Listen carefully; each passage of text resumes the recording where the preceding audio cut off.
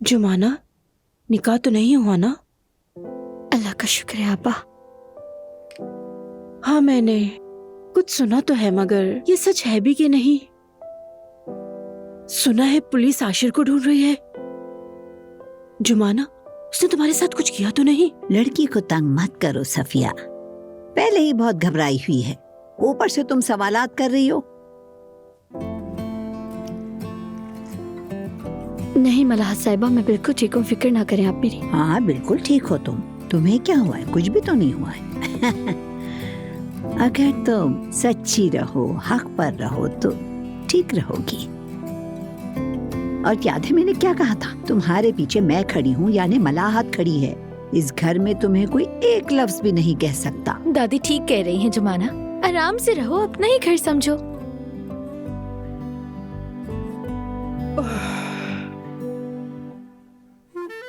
आई जरा देखो तो, गपशप की कितनी जल्दी है। चाय को भी सही दम नहीं दिया और ऐसे ही ले आई।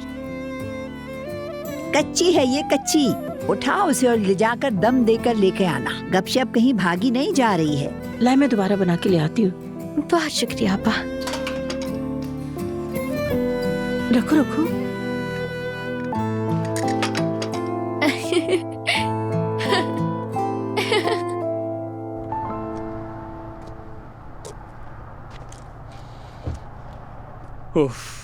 उमर, इसे पहन लो, तुम्हें ठंड लग जाएगी। नहीं यास्मीन, शुक्रिया तुम्हारा। पहनो इसे।